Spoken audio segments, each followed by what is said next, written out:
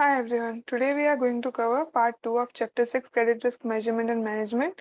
अपन ने पार्ट 1 में क्या क्या कवर कर लिया था? पार्ट 1 में we have covered three topics: understanding the component of credit risk, evaluating credit risk and mitigating credit risk.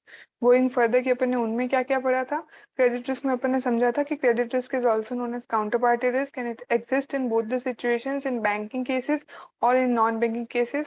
Then credit risk is a kind of two-way risk return trade-off and credit risk in capital market. Then going forward, components of credit risk, there are three components of credit risk: default risk, exposure risk, and recovery risk. Recovery risk is again of two types: collateral risk and third-party guarantee risk. Then we read about the measurement of credit risk in banking transactions and the factors which affects the credit risk. How the credit risk is measured in banking transactions using the three components of credit risk, that is D multiplied by A multiplied by 1 minus R. D is equals to default percentage, which is calculated through calculation of default risk. A is equals to amount of exposure and R is equals to recovery rate percentage. What are the factors affecting the credit risk? There are two kinds of factors, that is internal factors as well as some external factors. Then we read about the types of credit facilities. Loans are typically classified into two types: retail and wholesale financing. And then we classified the facilities into again two types: fund based and non fund based. And under fund based, we read about personal loan, home loan, working capital loan, demand loan, which are classified into retail financing, and then term loans, project infrastructure loans, microfinance loans, real estate construction loans, agriculture and light services loans, combination of retail financing as well as wholesale financing. Then we read depthly about working capital loans. So how working capital loan is being sanctioned, that is only if the amount satisfies the maximum permissible bank finance criteria. This is mainly a method of working capital assessment. There are three methods. MPBF can be calculated through 75% of current assets minus current liability other than bank borrowings, or 75% of current assets then minus current liability other than bank borrowings, or 75% of current assets minus core current assets and then deducting current liabilities other than bank. Then we discussed about the types of working capital loans, that is overdraft, cash credit, bills discounting, packing credit, that is pre-shipment packing credit as well as post-shipment packing credit, then factoring. Then we read about the non-fund facilities, that is bank guarantee and letter of credit. Then classification of assets on the basis of performance, that is non-performing and performing, and underperforming, standard, substandard, doubtful and loss assets. Then evaluation of credit risk, ground rules to assess credit risk on the customer, that is understanding the reality, checking the credibility of the customer, asking and checking the references, due diligence, recovery and nature of business. And at last we read about the mitigating the credit risk. First we need to identify the credit risk and then they can be mitigated. They can be mitigated through two methods: funded credit risk mitigation methods or unfunded credit risk mitigation methods. Underfunded, there are again two different types: on balance sheet netting and collateral. And under unfunded credit risk mitigation methods, it generally focuses on the credit worthiness and reliability of the provider, and the validity and enforceability of that party's obligations. Then we read about some other techniques or methods of credit risk mitigation, including the risk-based pricing, credit insurance, tightening, diversification, covenants. तो यहाँ तक अपन ने पढ़ लिया था. So, starting with qualitative techniques of credit risk management, credit risk is the most critical of all risk for a bank or financial institution, and the management of it is the most crucial for survival of any banks or financial institutions. So, कैसा risk है उसके basis पे उनकी techniques अलग अलग होती है. So they can be three types of risk जिनको मैनेज करने की जरूरत पड़ती है: ट्रांजैक्शन रिस्क, पोर्टफोलियो रिस्क, और आप डायरेक्टली पॉलिसीज या प्रोसेसेस ही बना दो जिससे कि रिस्क पहले से मिटिगेट हो सके. So under transaction risk management क्या कर सकते हैं? We can well define credit delegation matrix कि कौन से लेवल पे सैंक्शन होगा, कितने का लोन होगा तो कौन सा लेवल सैंक्शन करेगा. Then credit appraisal and rating process, credit rating कर लो. Post disposal borrower and collateral level credit monitoring, कि बोरोअर को आपने लोन दे दिया तो ऐसा नहीं होता कि आपका रिस्पॉन्सिबिलिटी खत्म हो गया, उसके बाद भी यू नीड टू मैनेज कि बोरोअर का कंडीशन कैसा है, क्या हमें वापस कॉल बैक करने का अपना अमाउंट की जरूरत है या क्या है. So credit monitoring afterwards also. Then collections and recovery management. Then under portfolio risk management, concentration risk management decide करो. What do you mean by concentration risk management? ऐसा नहीं हो कि किसी एक इंडस्ट्री में ही आपका बहुत ज्यादा इन्वेस्टमेंट हो पोर्टफोलियो रिस्क मैनेजमेंट के अकॉर्डिंग. तो कॉन्सेंट्रेशन नहीं होना चाहिए किसी भी एक इंडस्ट्री में या किसी भी एक बिजनेस में.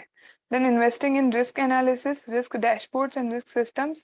आप इन्वेस्टमेंट करो अपना रिस्क एनालिसिस में, रिस्क डैशबोर्ड में, ताकि टाइमली आपको पता चल जाए whatever the risk is in your business. Then breaches and exception reporting and monitoring asset quality. Then policies or processes. Laying down the credit philosophy and framework for each business vertical, her business vertical के लिए अलग credit philosophy के कौन से basis पे आप उनसे चला रहे हो, कि you want an aggressive risk methodology, defensive risk methodology, what is your philosophy, on the basis of the same lay down the credit philosophy and framework. Then settling the risk filters and transaction controls, setting portfolio level caps कि कौन से portfolio में कितना जाएगा, कौन सी industry में कितना investment होगा, बाउंड्रीज सेट करो, laying down product programme guidelines and processes, जैसे अपन ने पढ़ा था ना रिस्क एपेटाइट अपना कितना है, रिस्क टॉलरेंस कितना है, तो वो सारा डिफाइन करता है द पॉलिसीज एंड प्रोसेसेस. सो ये अपन ने पढ़ा various types of qualitative techniques of credit risk management के 3 वेरिएंट्स जो अपनी बुक में कवर्ड है. गोइंग फॉरवर्ड सबसे फर्स्ट अपन शुरू करेंगे बोरोर और transaction specific risk management. Financial institutions or banks attempt to mitigate the risk of lending to unworthy borrowers by performing a credit analysis on individuals and businesses. कि किसी गलत borrower को अपन amount lend ना कर दें. Just to stop that, credit analysis on individuals and businesses is done. The process is based on a review of borrowers 5 C's of credit. उनके 5 C's of credit जो होते हैं उनको analyze करना पड़ता है. On what are the 5 C's of credit? Their capacity, their capital, what is their character, how much collateral they are providing, and what are the conditions that we have stipulated along with the contract. So although each financial institution or bank employs its own process of determining the credit worthiness, most financial institutions or banks greater emphasis देते हैं borrower की capacity पे, क्योंकि आपको पता है कि उसमें कितना ability है to repay back. So अपन एक एक point detail में पढ़ेंगे अब. First, starting with capacity. This refer to borrower's ability to repay the loan, कि उसका ability कितना है, वो loan pay back कर पाएगा या नहीं. The lenders or banks will consider the cash flow generated from the underlying business. Business के जितने cash flow generate हो रहे हैं, what is the timing of repayment and the probability of successful repayment of the loan under various stress scenarios. So पूरा scenario analysis करके. Then capital. It is the promoters or borrower money invested in the business and is an indicator कि promoter और borrower का money कितना risk पे है अगर business fail हो गया. So it helps in deciding कि क्या promoter सच्ची में उस बिजनेस में उतना डेडिकेशन देंगे, बिकॉज अगर उनका ज़्यादा अमाउंट ऑफ कैपिटल इन्वेस्टेड होगा तो ज़्यादा चांसेस है कि वो फुल रिस्क लेंगे, फुल रिस्पॉन्सिबिलिटी लेंगे. Then character. कैरेक्टर कैसा है अभी तक, और कैरेक्टर किसी का भी आप कैसे पता कर सकते हो, bye checking the past loan track record, credit history, credit bureau score, etc. And this analysis pertains to the softer aspect of the borrower's intent to pay, rather emphasis on financials, ratios, and cash flows. Then collateral, security क्या दी उन्होंने साथ में, तो collateral can be in the form of tangible assets, जैसे कि land है, building हो गया, plant and machinery, cash flows हो गए, या फिर the loan agreement should be suitably drafted to include all the relevant details of the collateral. तो या तो tangible assets होंगे या फिर intangible assets होंगे, patents, trademarks, etc. And lender would ideally want the term of the loan to match the useful life of the collateral. तो जितना collateral का लाइफ है उससे ज्यादा के लिए आपको लेंडर पक्का नहीं देगा अमाउंट, क्योंकि अगर आपका वो एसेट ही खत्म हो जाने वाला है, if you have patent for 10 years, तो आपको लोन पीरियड आपका 20 years नहीं होने वाला है, 10 years इज मैक्सिमम. सो बस यही बोल रखा है. उसके बाद conditions. Additionally, apart from the borrower specific criteria, lenders may also consider external factors जो अफेक्ट करते हैं borrower के फाइनेंशियल को, कैश फ्लो को, उसके अंडरलाइंग एबिलिटी को कि वो रीपे कर पाएगा या नहीं. What will be the end use of the loan? What is the purpose of the taking the loan? Debt will also be carefully assessed and transaction will be suitably structured. Further, a well-defined credit approval metrics और delegation needs to be in place कि कौन से level पे कौन कौन से level का approval चाहिए होगा, कौन सा कितने अमाउंट के लिए कौन सा अप्रूवल चाहिए होगा, कितनी रेटिंग होगी तो ही आपको ये लोन मिलेगा, एक्सेट्रा. सो ये अपन ने क्या पढ़ा, ये अपन ने पढ़ा financial institutions or banks attempted to mitigate the risk of lending to unworthy borrowers by performing a credit analysis. So credit analysis में 5 C's of credit are being analyzed: capacity, capital, character, collateral, conditions. ये पढ़ने के बाद next क्या आता है, credit due diligence करना पड़ता है. Due diligence we all know, due diligence मतलब अपन जब भी चेक करते हैं, background check kind of thing करते हैं, that is credit due diligence, kind of detective work. So starting with credit due diligence for retail financing which is score card driven. Credit due diligence for retail financing बिल्कुल ही different होता है from wholesale financing, क्योंकि retail financing में quantum of loan, complexity of transactions काफी different होता है wholesale financing से, एंड मेजरली केसेस में काफी कम होते हैं. Retail finance credit due diligence is parameterised और स्कोर कार्ड ड्रिवन. पहले से पैरामीटर्स फिक्स होते हैं कि ये पैरामीटर को फुलफिल करेगा तो इतना स्कोर होगा, ये पैरामीटर को फुलफिल करेगा तो इतना स्कोर होगा, तो उसके बेसिस पे. Where in If the borrower fits into a predefined credit matrix or parameters, gets a score which is above the threshold, loan approve हो जाएगा, sanction हो जाएगा. And the scorecard parameter will be suitably deliberated and considered based on historical experiences आज तक के, keeping in view the dynamic environment. For example, अगर agriculture loan है, तो फार्म और ट्रैक्टर का क्या है, पैरामीटर्स और factors like soil fertility, area under cultivation, produce per एकड़, रेनफॉल और reservoirs level, make model of the tractor etcetera. तो ये एक एग्जांपल हो गया. And parameters could be both qualitative and quantitative in nature. Then second, credit due diligence for wholesale financing. तो wholesale financing के case में 5 C's of credit जो अपन ने रीड किए ना, उनके ऊपर ज्यादा स्ट्रेस होता है. And it includes detailed appraisal. Detailed appraisal would entirely cover the following aspects. कुछ aspects अपन discuss करते हैं and there are many other in the books which you can read. Assessment of project sponsor and borrower. कि project का जो sponsor है, जो borrower है, जो ग्रुप है, वो कितना स्ट्रॉन्ग है. Then integrity and reputation of the borrower. Borrower का इंटीग्रिटी कैसा है, उनका ट्रैक रिकॉर्ड कैसा है, सेक्टर का पूरा पर्सपेक्टिव कैसा है, नेगेटिव आउटलुक है या कैसा है.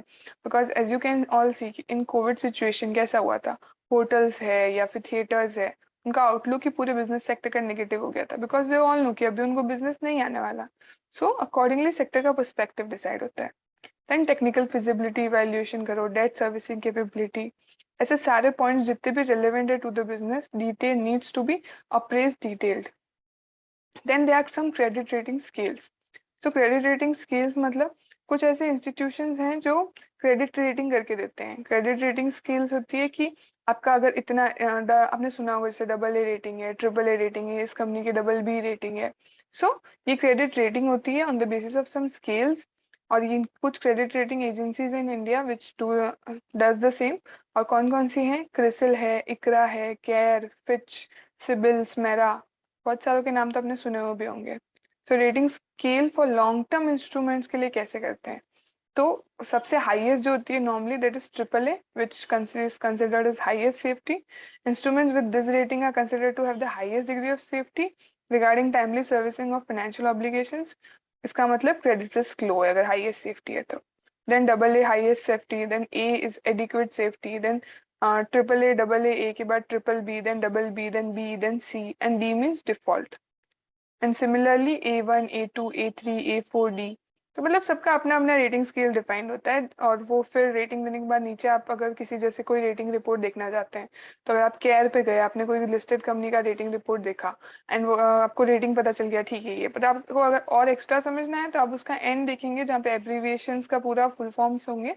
तो वहां पे दे रखा होगा कि हम कौन सा फॉलो करते हैं, कि अगर हमने ट्रिपल ए दी है या हमारा A1 का मेथड है. सो अकॉर्डिंगली हर एक रेटिंग्स एजेंसी का अपना अपना रेटिंग स्केल्स हो सकता है.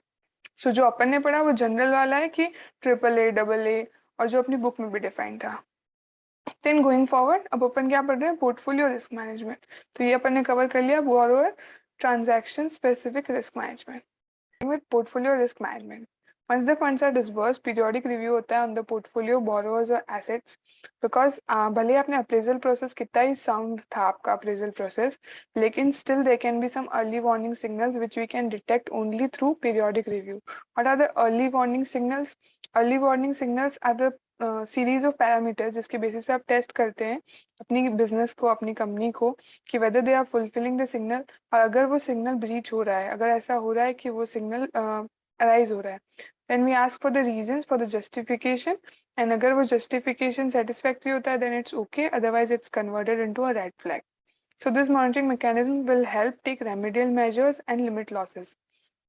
तो ये अपन को क्या हेल्प करेंगे, इन मैकेनिज्म के थ्रू टाइम पे अपन रेमेडियल मेजर ले पाएंगे, अपने लॉसेस को लिमिट कर पाएंगे, और ऐसी सिचुएशन ना आ जाए कि कंडीशन बिल्कुल ही वर्स हो जाए and then we are taking the decision. Such monitoring और review can be undertaken through mix of portfolio and borrower level EWS metrics. तो पॉइंट्स मिक्स्ड होते हैं ऑन द बेसिस ऑफ कुछ पोर्टफोलियो के लिए EWS होते हैं, कुछ बोरोअर लेवल के लिए होते हैं. देन रिटेल फाइनेंसिंग के केस में पोर्टफोलियो रिस्क मैनेजमेंट को कैसे करते हैं, एंड देन होलसेल फाइनेंसिंग में कैसे करते हैं. रिटेल फाइनेंसिंग में 4 तरह के दे रखे हैं, रोल फॉरवर्ड और roll back rates. That is on the basis deterioration on days past due or improvement in days past due. तो आप चेक करो कि आपका जो कंडीशन था, जो बिजनेस का कंडीशन था, वो पिछले दिनों में कितना सुधरा या कितना बिगड़ा. तो उस बेसिस पे you can get to know about the EWS signals. Then infant और अर्ली डेलिक्वेंसीज, कि अगर नॉन पेमेंट हुआ फर्स्ट ईएमआई और इंस्टॉलमेंट्स का स्टार्टिंग में ही गड़बड़ होने लग गई है, then what is the reason behind the same. Then performance review and score card parameter reviews. And how can we do for wholesale financing? Early default alerts आते हैं in the form of adverse deviations in operational performance and cash flows with service projections. Site visit reports के through progress report project की कि whether it is going as per जैसे आपको बताई गई थी इन द प्रोजेक्ट रिपोर्ट और there is any deviation. Then what is the security margin cover? Minimum 1x is good, but हो सकता है कुछ प्रोजेक्ट में आप रिस्क लेते हो तो कम भी हो सकता है. So on the basis of the same security margin cover कितना है? Movement in internal external rating. कहीं ऐसा तो नहीं है कि आपने जब दिया था लोन AAA रेटिंग था but with in 3 months it has been shifted to BB category. So ऐसा क्यों हुआ? इंक्लूडिंग सस्पेंशन और withdrawal, most specially downward revision, क्योंकि अपवर्ड रिविजन हुआ है सो इट्स बेनिफिशियल, तो आप उसको क्यों ही डाउट करोगे.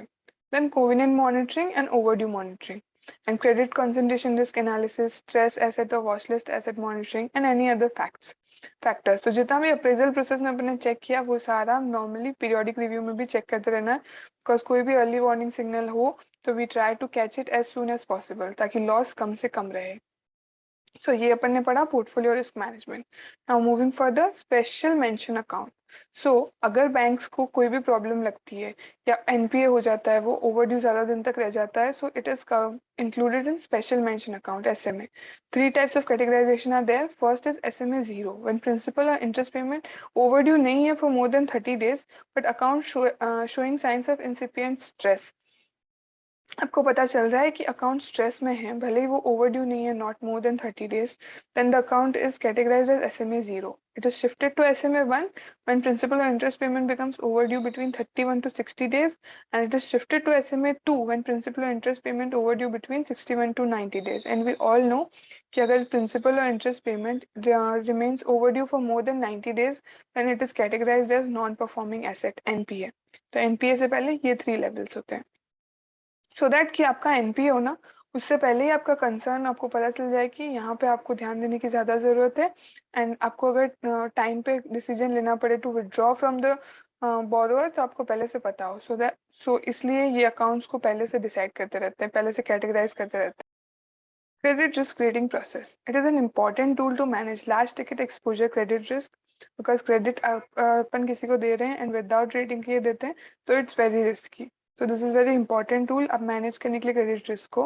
हर प्रपोज डेट कमिटमेंट को देने से पहले आपको रेट करना पड़ता है before taking a sanction decision, और पोस्ट सैंक्शन के बाद भी you need to periodically review the same, और उसकी बेसिस पे you need to do risk rating process again and again.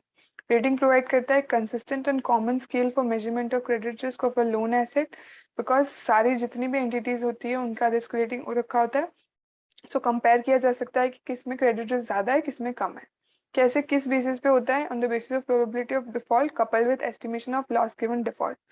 Probability of default signifies the default risk जो अपन ने calculate किया था, जो अपन ने पढ़ा था under components of credit risk. And estimation of loss given default, loss given default defines the recovery risk. For how PD is calculated, probability of default is measured by internal rating जो भी assign हुआ है borrower को, and assess करता है what is the likelihood कि borrower default करेगा on its debt obligations. Normally bank और financial institutions के पास internal credit rating module होता है. Then LGD, loss given default, ये कैसे measure होता है? By the value of security, collateral, cash flow cover, after applying a hair cut.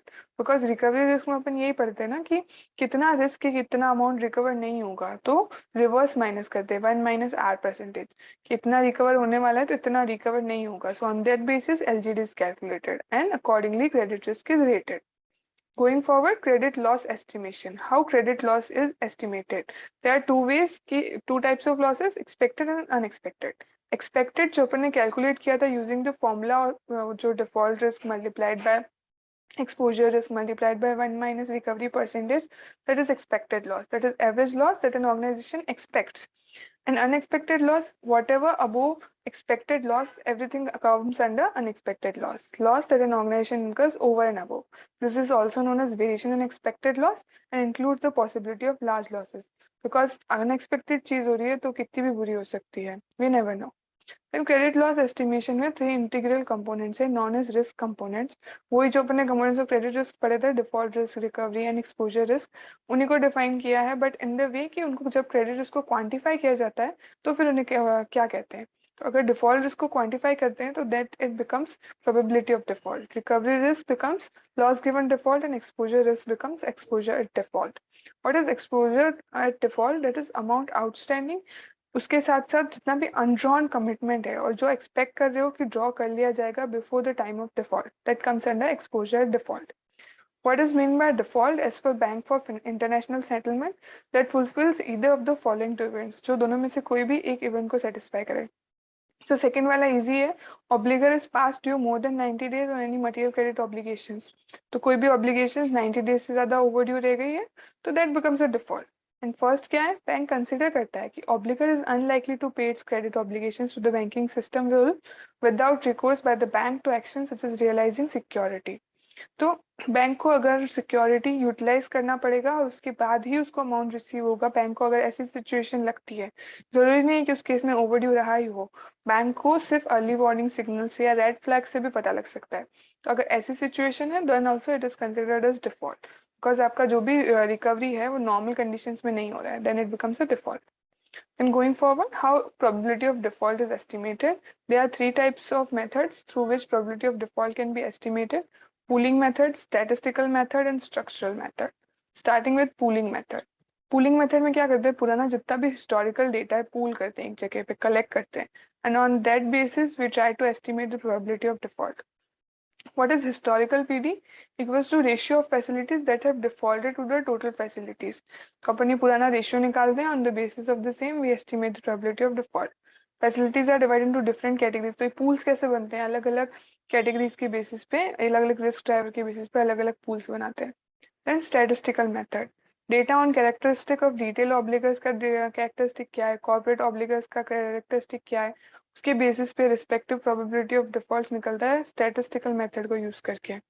Logistic regression सबसे commonly used and सबसे commonly used है। This method is applicable when the dependent variable is binary, that is one of the two available values कि default हुआ है तो क्या value रहेगा, probability of default क्या है, एंड नॉन डिफॉल्ट के केस में क्या है।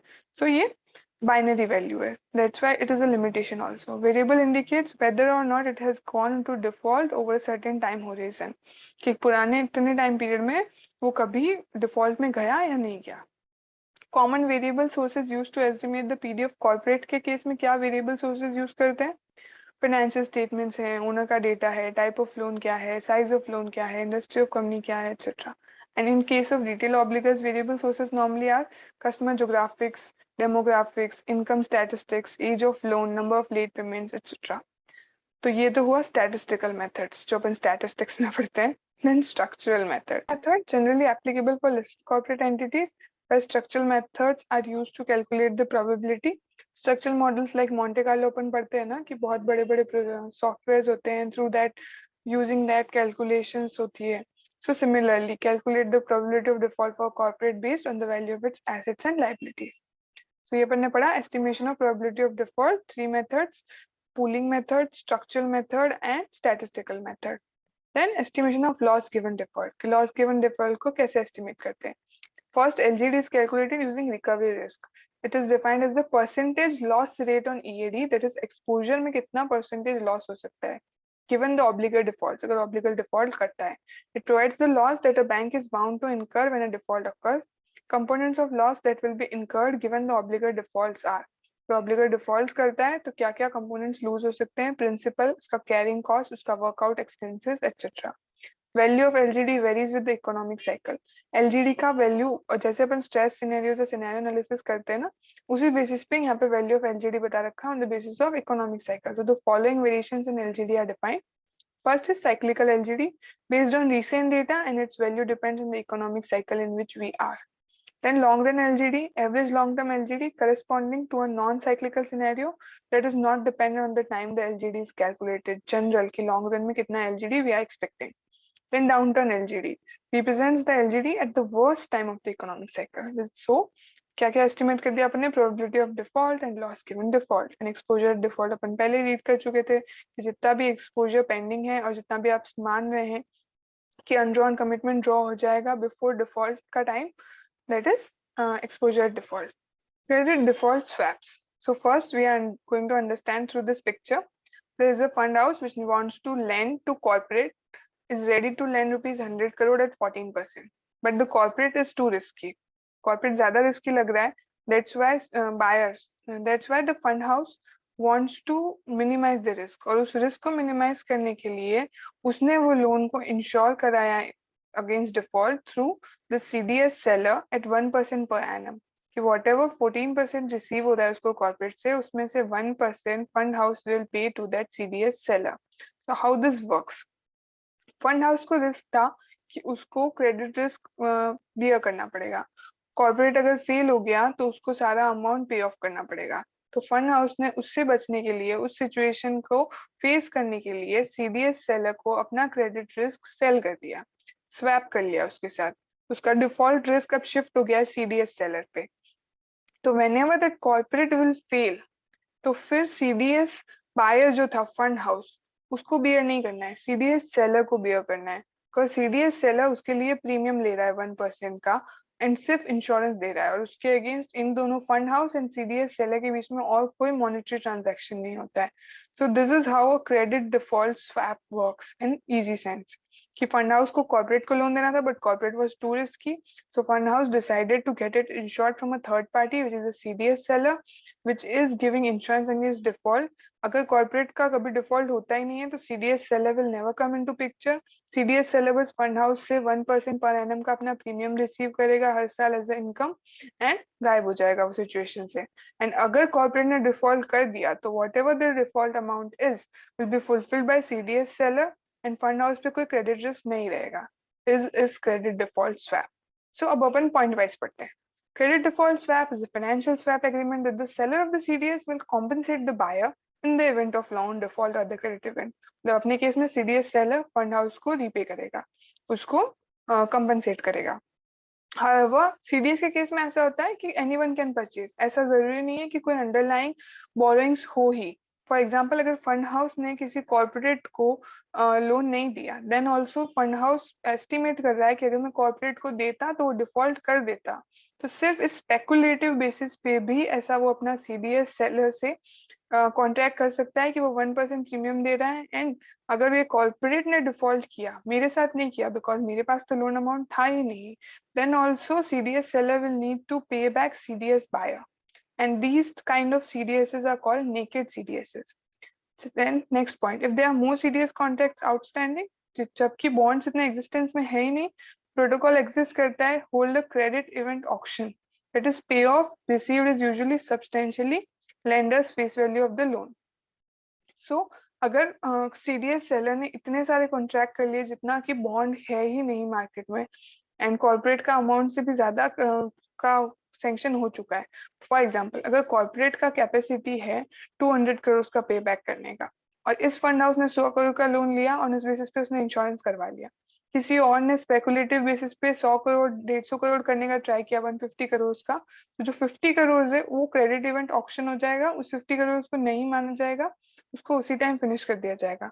बिकॉज वरना बाद में जो डिफॉल्ट होगा एंड सीडीएस सेलर के ऊपर ब्लेम आ सकता है, सीडीएस बायर अलग बोलेगा. So this will become a messy situation. Then if the risk entity defaults, there are three kinds of settlements that can occur.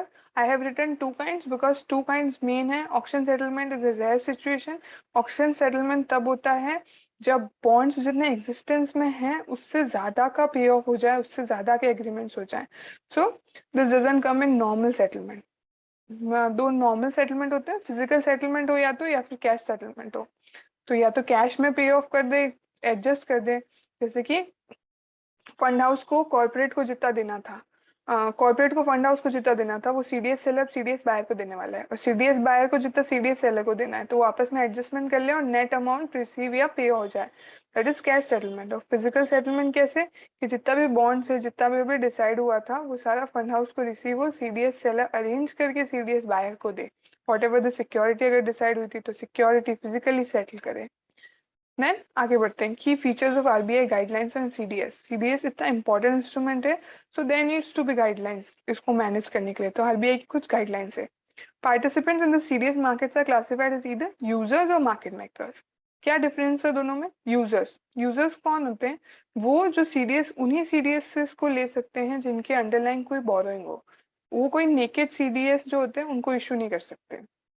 So they are users. And market makers जो होते हैं वो naked CDS जो होते हैं उनके basis पे भी इंश्योरेंस ले सकते हैं। Then users shall not at any point of time maintain naked CDS protections because SIF ये allowed it to the market makers. Then eligible entities कौन कौन सी यूजर्स की कैटेगरी में? NBFCs हो गए, म्यूचुअल फंड्स हो गए, इंश्योरेंस कंपनीज हो गई एक्सेट्रा, जो कि स्पेसिफिकली परमिट किया आरबीआई ने। सीडीएसएस सिर्फ अलाउ होंगे ऑन लिस्टेड कॉर्पोरेट बॉन्ड्स पे, कि लिस्टेड कॉर्पोरेट बॉन्ड्स के बेसिस पे जब बोरोइंग्स किया है ना, सिर्फ उसी पे सीडीएसएस अलाउ होंगे। जबकि CDS can also be written on unlisted bonds पे भी हो सकते हैं, only if they are of infrastructure companies and have been rated. Then credit events कौन कौन से जो स्पेसिफाई हो सकते हैं सीडीएस कॉन्ट्रैक्ट्स में, कि ये डिफॉल्ट का अगर रीजन हुआ then we will need to pay back, कि सीडीएस सेलर को सीडीएस बायर को अमाउंट पे करना पड़ेगा। बैंक्रप्सी हो सकता है, फेलियर टू पे हो सकता है, कोई मोरेटोरियम लग जाए, या फिर कोई सीडीआर कॉर्पोरेट डेट रिस्ट्रक्चरिंग हो रहा हो etcetera. Generally CDSs are traded over the counter, इसलिए कॉन्ट्रैक्टिंग पार्टीज हर सीडीएस का इंडिविजुअली क्या कंडीशंस रखना है, क्या टर्म्स रखना है वो डिसाइड करते हैं। सीडीएस ट्रांजैक्शंस को अपफ्रंट डिटरमाइन करना चाहिए कि what will be the procedure method, that is cash settlement होगा, फिजिकल सेटलमेंट होगा etcetera. In case of transactions which involves users, generally physical settlement is mandatory because वो bonds के basis पे ही उन्होंने दिया होगा, क्योंकि users को allow ही नहीं है naked CDSs, so physical settlement वहाँ पे mandatory हो जाता है। और for all other transactions market makers को permitted है कि वो कोई भी settlement method use कर सकते हैं, physical cash और auction, provided CDS documentation जो बना है उसमें define ना हो कि क्या settlement का method होना चाहिए। तो पहले से decided है तो वो, और डिसाइडेड नहीं है तो जब भी सेटलमेंट हो उस टाइम ऑप्ट कर सकते हैं। Then guidelines specifically provide norms for prevention of mis-selling and market abuse.